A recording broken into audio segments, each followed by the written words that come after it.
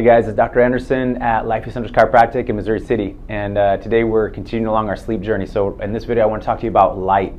Light is very underrated when it comes to helping or disrupting sleep. So you got to just realize the environment that our bodies were created to live in a wilderness, tribal, hunter-gatherer, Paleolithic kind of environment where our genes were developed and where we lived for tens of thousands of years. Are just like most mammals, you got to think about when we would be active would be with the sunrise. So one thing that's really helpful for your circadian rhythm, which is a rhythm, naturally starts to teach your body when it's time to wake up and get energized and when it's time to start winding down and go to sleep, so you can get reproducible, restful, easy sleep.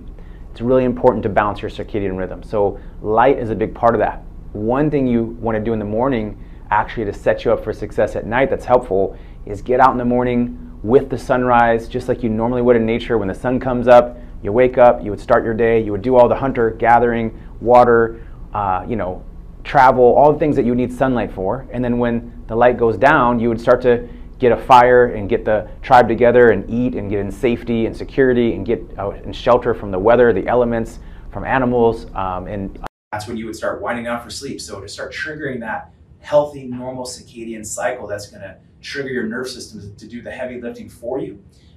Get out in the morning in the sunrise and get that light sunlight in your eyes, hitting your retina, and actually starts to stimulate the first phase of the circadian rhythm. And then at nighttime, start winding down with light. Start dimming the lights and set the mood for sleep with light once the sun goes down. Start lowering the lights in the house. Make sure as you move into your bedroom, I don't recommend any lights or screen timer technology and lights from your phone, usually within at least an hour to 90 minutes before bed. And that's one thing people hate for me to say nowadays, because everyone likes to lay in their bed and watch Netflix at nighttime. But save the screen time, at least for the living room. Set up an environment where when you're in your bedroom where the lights are dim. Even just a little bit of light on a clock or a TV is really enough to actually trigger and delay this circadian rhythm by almost 50%, even just little dim lights. So make sure it's dark in there, make sure you don't have screen time. LED lights are particularly harmful. There's LED lights in your house and can lights in your phone and your TV. Those are almost 2 times more likely to disrupt your sleep than even the regular electric light bulbs. So those things are really important tips.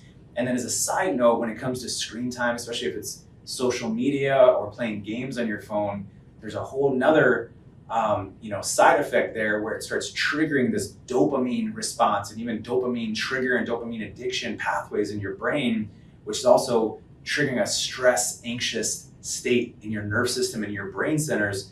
And that's also not a good state for getting restful sleep. So just really important tips, something just as simple as controlling the lighting and the environment and setting the right mood for sleep and lighting can really help reset over time your circadian rhythm.